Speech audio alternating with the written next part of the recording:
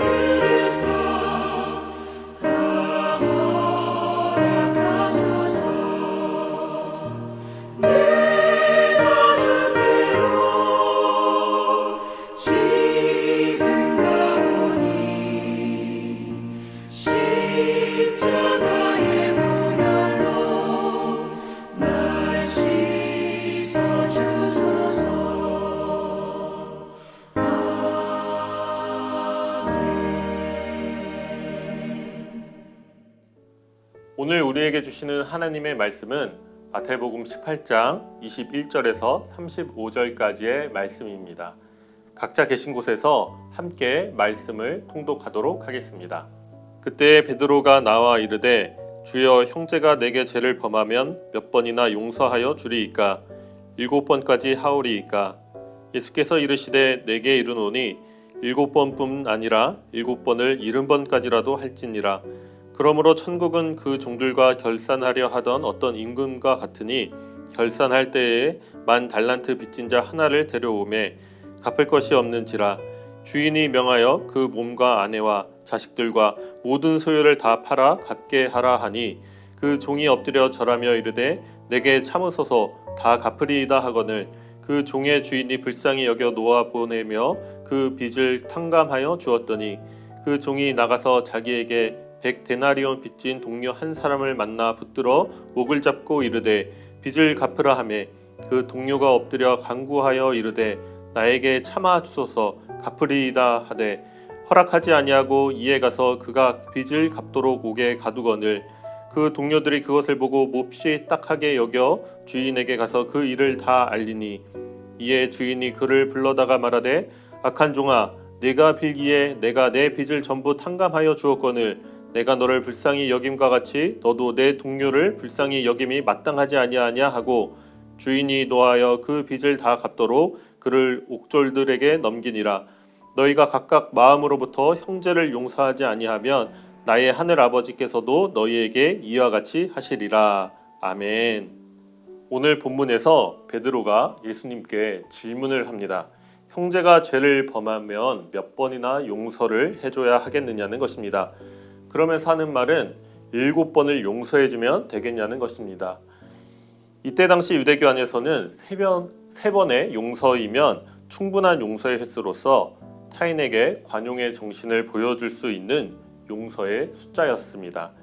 베드로는 이 3번을 넘어서 7번이나 용서해주면 되겠습니까? 라고 예수님께 질문함으로써 자신의 관대함까지도 은근슬쩍 내비치는 모습을 엿볼 수 있는 그런 대목입니다. 그런데 예수님의 대답은 7번뿐만이 아니라 7번을 70번까지라도 용서해야 한다고 말씀하십니다. 7번을 70번 반복하면 490번인데 한 사람에게 490번이나 용서할 일이 있을까요? 결국 예수님의 말씀은 용서의 횟수가 중요하지 않다는 것입니다. 그러면서 예수님은 어떤 임금과 10,000달란트 빚진 종의 이야기를 들려주십니다. 우리가 잘 알기로는 이때 당시 보통의 노동자는 하루 동안 온종일 일을 하게 되면 한 데나리온을 벌 수 있었습니다. 한 달란트는 6,000데나리온으로 보통의 노동자가 6,000일, 즉 16년을 벌어야 한 달란트를 벌 수 있게 됩니다. 그렇다면 1만 달란트는 16만 년을 한 푼도 쓰지 않고 모아야만 벌 수 있는 돈이 되게 됩니다. 즉 종이 임금에게 1만 달란트를 빚졌다는 것은 무슨 일을 하여도 절대적으로 갚을 수 없는 빚을 지었다는 것을 의미하게 됩니다. 이제 임금이 종으로 하여금 모든 소유와 아내와 자식까지 다 팔아 빚을 갚으라고 명령합니다. 종은 임금에게 엎드려 절하며 간절히 하소연을 합니다. 그래서일까요? 임금이 종을 불쌍히 여겨서 1만 달란트를 탕감하여 주게 됩니다. 빚을 탕감받은 종은 얼마나 기뻤겠습니까? 꼼짝없이 모든 소유와 심지어 처자식까지도 잃어버릴 수 있었던 순간에 오히려 모든 빚을 청산하게 되었으니 하늘을 날 듯이 기뻤을 것입니다. 그런데 그 순간에 자신의 동료를 만나게 됩니다. 이 종은 동료의 멱살을 붙잡고 자신에게 빚진 100데나리온을 갚으라고 말합니다. 동료도 당연히 생활이 어려웠을 것입니다. 이 동료는 종의 앞에 엎드려서 간절하게 하소연을 합니다. 하지만 이 종은 매정하게 자신의 동료를 옥에 가두고 맙니다. 이 소식을 들은 임금은 크게 노하며 빚을 탕감해 주었던 종을 다시 불러 말합니다. 오늘 본문 32절과 33절의 말씀입니다. 이에 주인이 그를 불러다가 말하되 악한 종아 내가 빌기에 내가 내 빚을 전부 탕감하여 주었거늘 내가 너를 불쌍히 여김과 같이 너도 내 동료를 불쌍히 여김이 마땅하지 아니하냐. 결국 종은 다시 빚을 갚아야 하는 불쌍한 처지에 놓이게 되고 맙니다. 우리는 임금이 종에게 10,000달란트를 탕감해 주었다는 이야기는 하나님과 우리와의 이야기로 비유하고 있음을 잘 알고 있습니다. 종이 도저히 갚을 수 없는 빚을 탕감받은 것은 우리도 하나님께 큰 은혜를 받았다는 것을 의미하는 것입니다. 좀 더 자세히 이야기하자면 우리는 죄로 인해 죽을 수밖에 없는 죄인이었지만 하나님의 오래 참으심과 우리에 대한 사랑으로 우리를 영원 형벌에서 건져 주십니다. 그리고 여기에서 그치는 것이 아니라 우리를 위해 자신의 아들 예수를 우리에게 보내주시고 우리를 대신하여 십자가에서 죽게 하셔서 우리를 의인 삼아 주시고 주님이 부활하신 것처럼 우리에게도 영원한 생명을 선물로 허락해 주셨습니다. 우리는 하나님께 이와 같이 말로 표현 못할 큰 은혜를 선물로 받았습니다. 우리가 하나님께 받은 이 선물, 이 은혜가 헤아릴 수 없이 크며 우리도 이와 같은 은혜를 받았으니 다른 사람에게도 자비를 베풀어야 하는 것입니다. 임금과 종의 이야기를 끝으로 예수님께서는 이렇게 말씀을 맺으십니다. 너희가 각자가 마음으로부터 형제를 용서하지 아니하면 나의 하늘 아버지께서도 너희에게 이와 같이 하시리라. 우리는 어느 정도의 선에서 용서를 구하고 용서를 받을 수 있을까요? 어느 정도 용납할 수 있는 정도면 용서할 수 있을까요?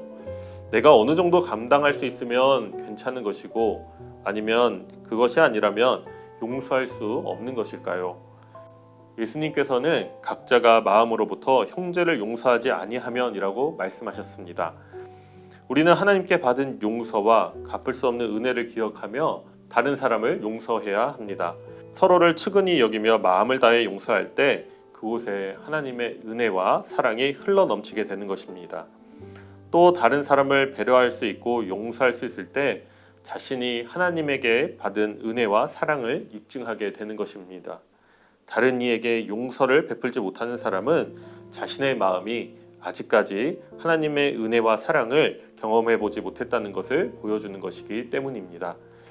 진정한 용서는 마음을 다해 용서하는 것이고 내가 비록 그만한 마음을 쓰지 못하더라도 내 자신이 하나님께 큰 빚을 탕감받았다는 것을 되새기는 마음으로 그리스도의 사랑을 실천하는 것입니다. 진정한 용서는 마음을 다해 용서하는 것이고 내가 비록 그만한 마음을 쓰지 못하더라도 내 자신이 하나님께 큰 빚을 탕감받았다는 것을 되새기는 마음으로 그리스도의 사랑을 실천하는 것이 바로 진정한 용서입니다. 사랑하는 구적교회 성도 여러분, 사람이 사람을 용납하는 것은 결코 쉽지 않습니다. 억울하고 분노가 일어나는데 어찌 마음으로 사람을 받아들이고 용서할 수 있겠습니까? 결코 쉽지 않습니다. 하지만 이것을 기억합시다. 우리는 이미 용서함을 받은 사람들입니다. 하나님이 오래 참으시며 우리를 예수의 목숨값으로 용서하여 주셨습니다. 그 하나님의 사랑에 힘입어 우리가 살아갈 수 있는 것처럼 우리도 남을 배려하고 용납할 때 우리의 가정이 우리가 사는 세상이 살만한 세상, 그리스도의 사랑이 흐르게 되는 세상으로 변화하게 될 것입니다. 서로 사랑하고 배려하며 그리스도의 사랑으로 하나가 되는 귀한 가정과 복된 나날들이 되기를 간절히 소망합니다. 첫 번째 질문입니다. 최근에 다른 사람을 용서하거나 용서받은 적이 있나요? 그 경험을 이야기해 보세요. 가족들 혹은 이 예배를 같이 들으시는 분들과 함께 솔직하게 나눠보시기를 바랍니다. 사소한 잘못이나 다툼 가운데서도 사과를 하거나 사과를 받은 것에 대해 괜찮다라고 해본 적도 있을 것이고 미처 사과를 받아들이지 못한 일도 있었을 터인데 이러한 작은 일도 함께 나눠보면 좋겠습니다. 그리고 코로나19 상황 때문에 학생들은 집에서 학교 수업을 듣고 직장인들은 재택근무하는 일이 많아서 가족 구성원들이 함께하는 시간이 많아졌을 것 같습니다. 부모님과 자녀들 간에 웃을 일도 있겠지만 다투고 화내는 일도 종종 있었을 텐데 그때마다 아무 일도 아닌 듯 지나갔는지 혹은 서로 이해하고 화해하는 시간이 되었는지 이런 것들도 함께 생각해 보셨으면 좋겠습니다. 두 번째 질문입니다. 어떻게 다른 사람을 불쌍히 여기며 마음을 다해 용서할 수 있을까요? 항상 그렇지만 이 큐티 질문에는 답이 없습니다. 말씀을 토대로 혹은 성경 안에서 자유롭게 나눠보셨으면 좋겠습니다. 일단 자신의 생각을 구성원들과 함께 나눈다는 것 자체가 자신이 경험한 하나님의 은혜를 나누는 것이고 신앙이 성장해 나갈 수 있는 좋은 방향이기 때문에 짧게라도 함께 나눠보시면 좋을 것 같습니다. 이제 공동 기도문을 함께 읽음으로 기도하도록 하겠습니다. 죄로 인해 죽을 수밖에 없는 우리를 위해 예수님을 보내주시고 한없는 긍휼과 사랑으로 용서하여 주시니 감사합니다. 우리도 받은 은혜와 사랑으로 다른 사람을 용서하며 하나님의 사랑을 전하는 자가 되게 해주세요. 예수님의 이름으로 기도합니다. 아멘. 이제 실천 과제입니다. 가족이 서로의 잘못에 대해 용서를 구해야 할 것이 있다면 진심으로 용서를 구하고 하나님의 사랑으로 서로를 용서해주는 시간을 가져보세요. 가까운 사이일수록 용서를 구하고 또 용서를 해주는 것이 쉽지 않을 것 같습니다. 피를 나누는 가족끼리 혹은 절친한 친구끼리 사소한 다툼이 있었을 때 혹은 사과할 일이 있었을 때에 서로 용서를 구하고 또 용서를 받아들이는 이러한 일들이 있기를 간절히 바라봅니다. 우리 암송구절 마태복음 18장 35절을 함께 읽어보겠습니다. 너희가 각각 마음으로부터 형제를 용서하지 아니하면 나의 하늘 아버지께서도 너희에게 이와 같이 하시리라. 한 주간 동안 이 말씀을 붙잡으며 서로 사랑하고 타인을 포용하며 귀한 나날들이 되기를 간절히 축복합니다. 이것으로 8월 둘째 주 위도유 가정 예배를 마치도록 하겠습니다. 여러분의 속한 가정과 공동체 가운데에 하나님의 충만한 은혜가 넘쳐나기를 간절히 바랍니다. 감사합니다.